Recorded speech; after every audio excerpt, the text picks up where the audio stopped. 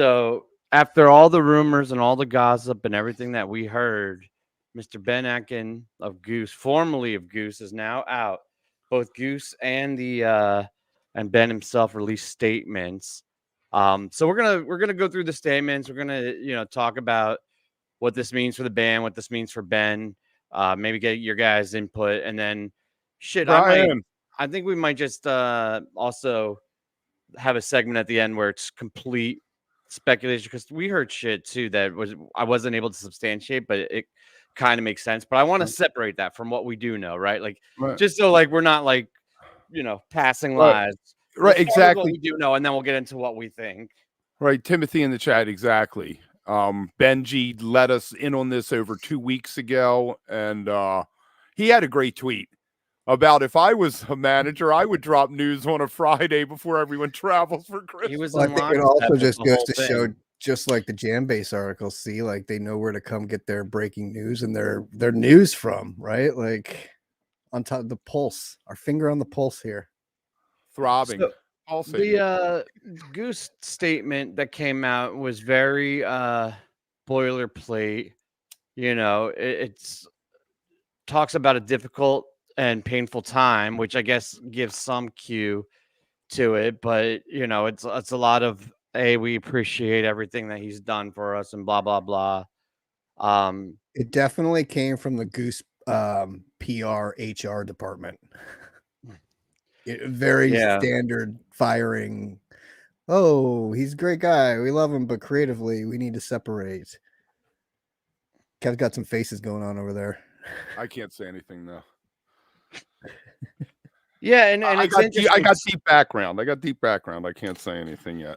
It's funny. The one thing that is telling from the statement, though, is that both statements reference several months or a few months of conflict or turmoil or difficult tensions and conversations. So this was definitely something that had been in the works and planned, and wasn't as fiery. Like, oh, they had a big fight after Goose missed and decided to close it.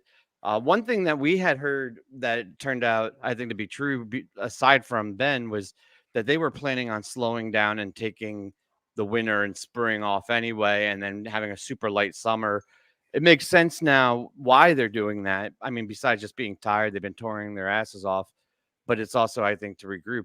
I'm curious if Jeff's going to step in and become, the Billy of the band. Step out of his Mickey role, or if they're going to try to bring in another drummer. It's a shame because I like not knowing the whole every detail of the conflict. I got to say that Ben was my favorite in the band. Like everybody that's watching knows I'm partial to drummers. I think I got a real new respect for him when he started playing with Humphreys. And the last couple of years, how he's grown and developed. So it's super sad, but I think that there is going to be a second drummer. Yeah. I don't know. I mean, I didn't get the impression from Jeff that he could hold down that role. I mean, maybe he can, and he's just not showing it. But like, I don't know. When we saw the Taboos tour and like they were all doing the second line and like, he just didn't have that. There's very like no rhythm there. He's like a talented musician, but the funniest thing about the Taboos was Trevor. They like gave him the wood block, and he was just like, "Man, that was funny." No, I definitely, I would say 100% that there will be another drummer coming in.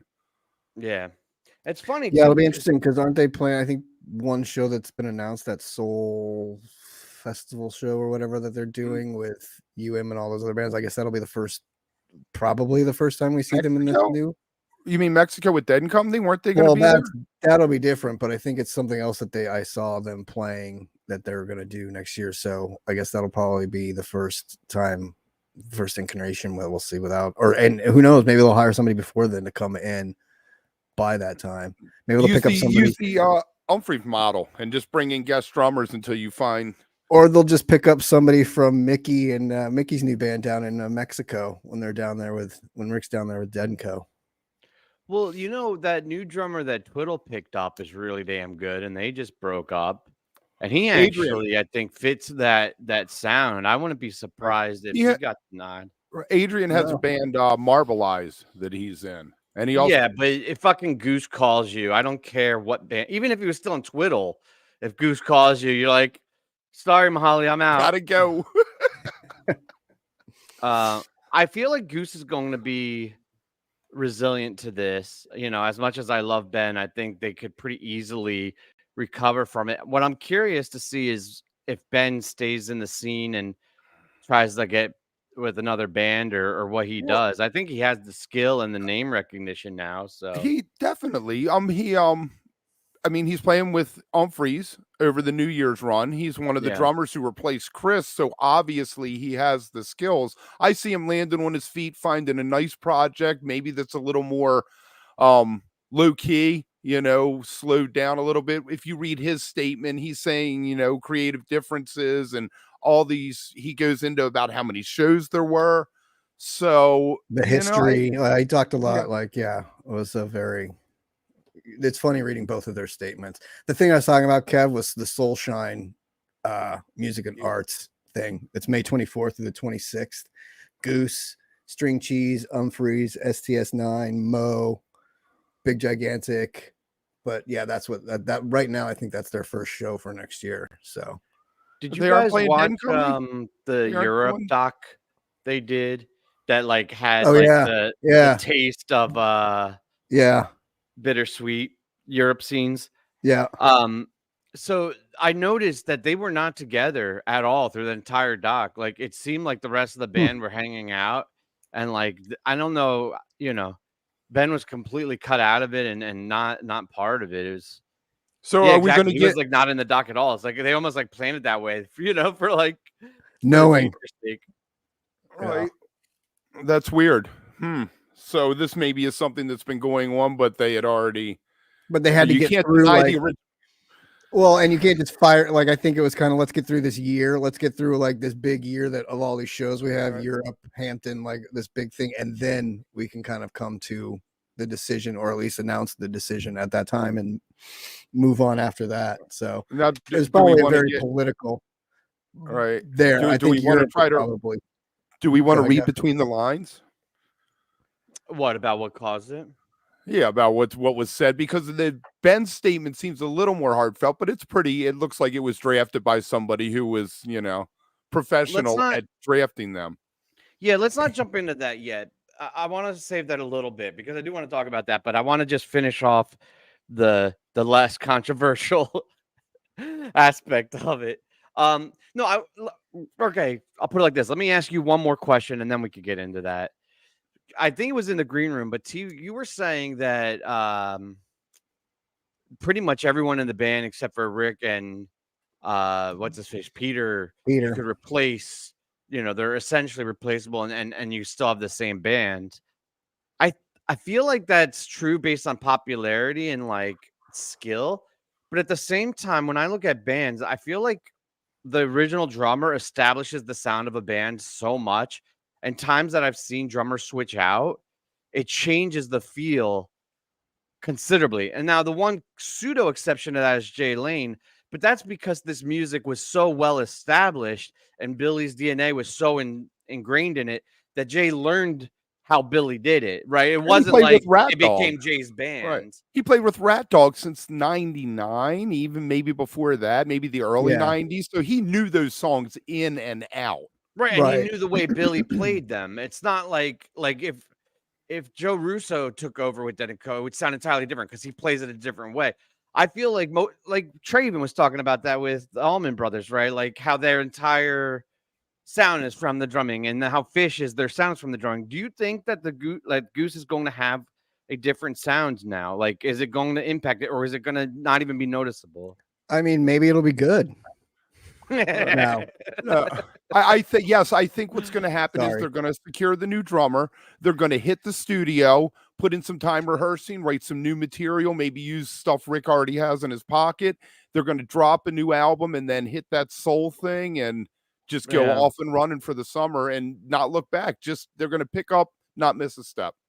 Yeah. No, I agree. Yeah, and I think Yeah. as a band though, you have to, right? Like that's kind of what you have to do after this move. You kind of gotta go full and if one band's good at going full steam ahead, it seems to be this band. Like they seem to kind of embrace and run with it. So I think they'll be okay. And again, I mean, speaking what I said backstage too, I think obviously with core groups and bands, it's hard with it replacing anybody, but I even think the bass player, I think other than Rick and Peter, honestly, like not only is it them and their sound, but it's also kind of their brand is Goose, right? Like they're kind of branded in there. So replacing them would be like you're changing the it's band. impossible. It wouldn't be Goose Yeah, anymore.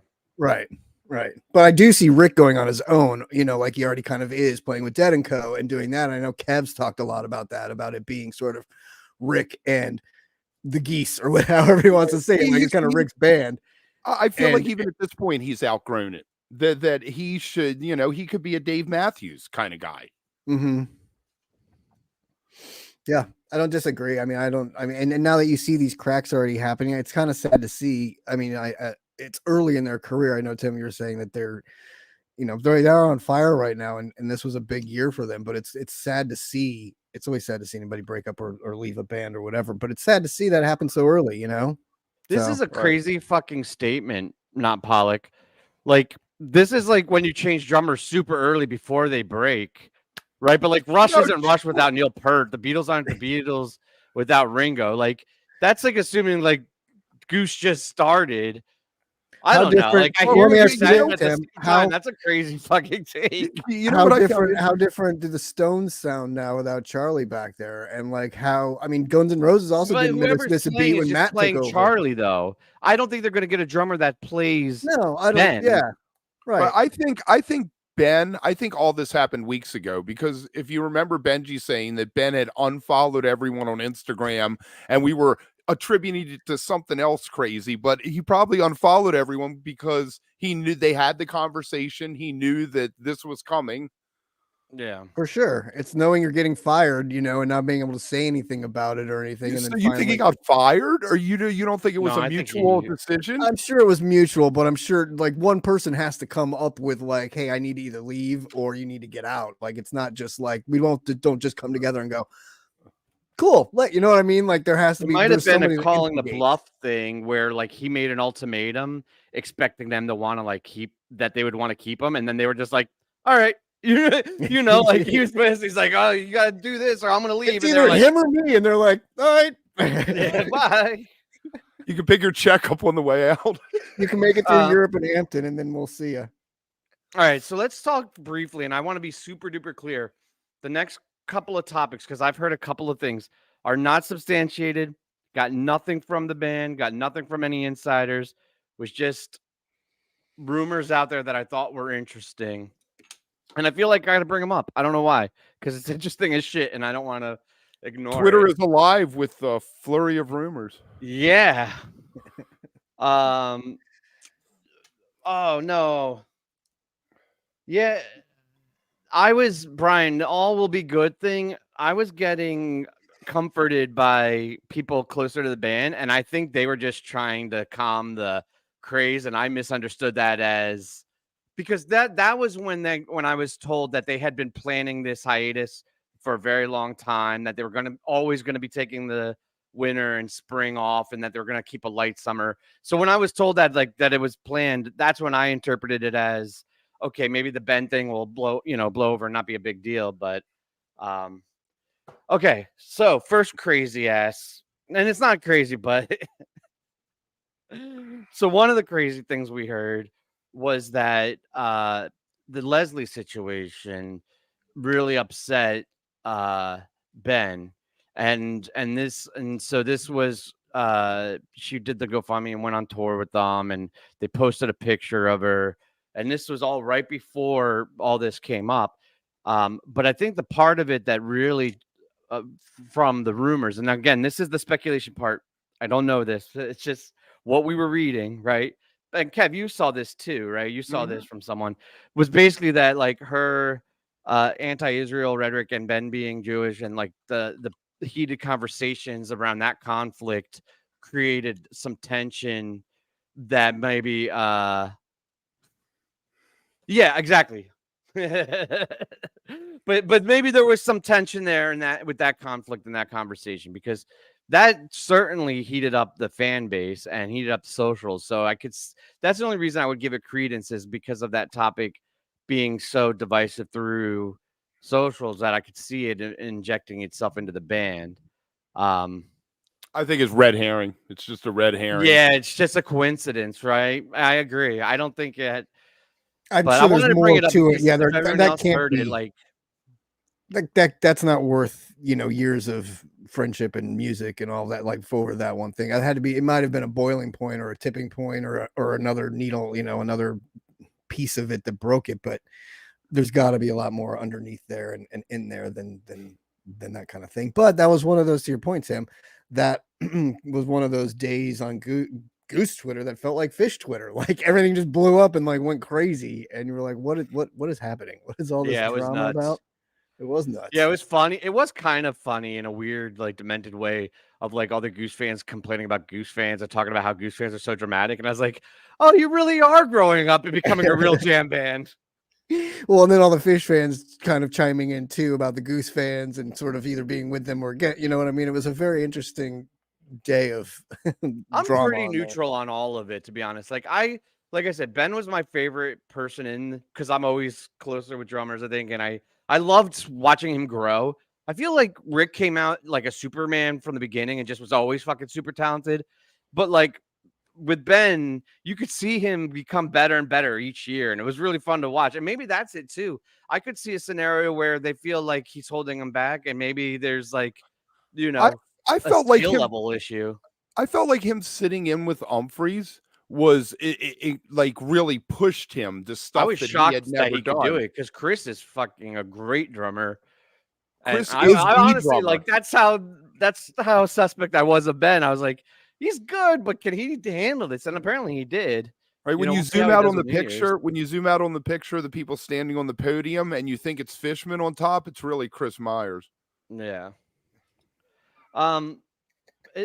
Listen, it depends when you're talking about it and when you're listening. If you're listening to like pretty much after the bingo tour, I think was when he really started to solidify and got on his own. But if you go back and listen to like 17, 18, 19 Goose, he's still decent. Like he still held, he didn't like lose tempo or drop the songs, but you could tell he went from being a really good amateur drummer to an average professional drummer. Like there's a difference, and both of them are better than me, right? I'm not judging. I'm just saying, he's developed from just being like a Right. really good amateur to a true professional. The statements seem to imply creative differences. Both of their statements did.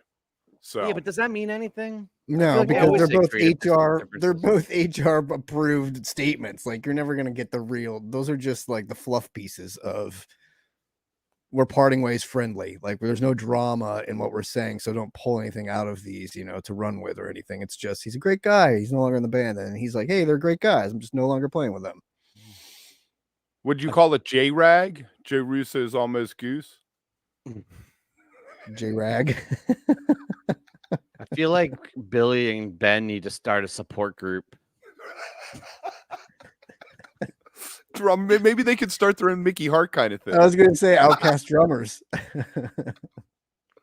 Oh, I would man. guess that it was personal more than musical because I think he had been getting, like I said, better and better, and they sounded really good in Europe. They sounded great at Goose Miss.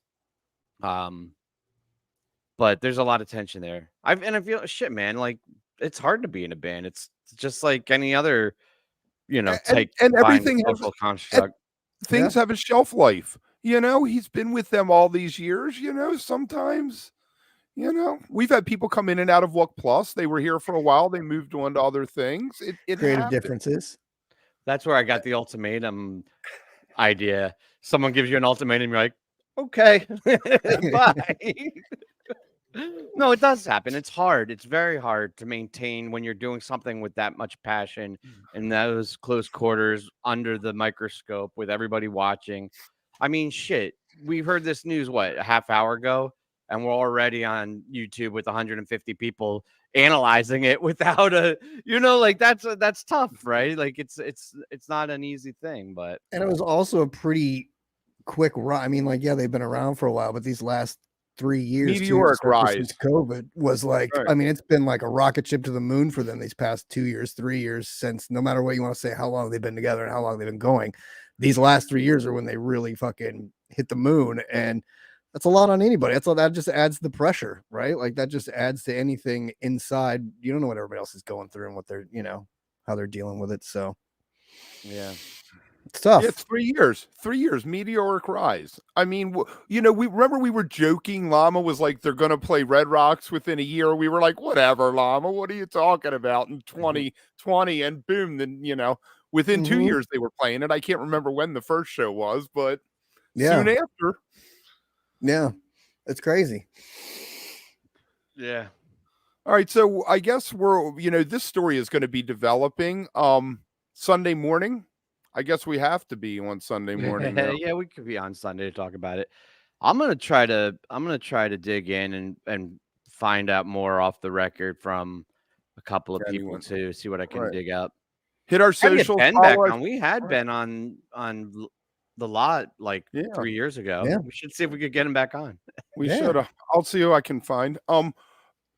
Remember to follow our socials because we're going to be talking about this, all of us. So. Why couldn't it have been Jeff? Am I allowed to say that? Like, is that a dick move? Like, God, I liked Goose so much more with Ben. But he is so Jeff. Goose. I feel like this is the opposite of what you want. But he's like the court jester of the Goose crew, and Well, I think they need that comic. They got that same vibe. He's their Flavor Flav. I know. No, Ben was Rick's. Like, I'm not actual terms, but like, you have your high school friend, and then like you have your professional friend from like years later. I feel like Ben was like the high school friend that like you grow up differently, but you stay together based on like nostalgia or whatever. And then Jeff was like the cool guy that like wanted to hang out with Rick. I don't know. I'm a Ben fan for sure. But anyway, that's it. That's all we know. That's all we know. We keep you guys posted as we hear more. It's worth a fortune now, Kev. It's only going up in price. I know. I need to get a plastic case for it now. That's right. We'll see you Sunday at 10 a.m. I'll see you next time, guys. Later.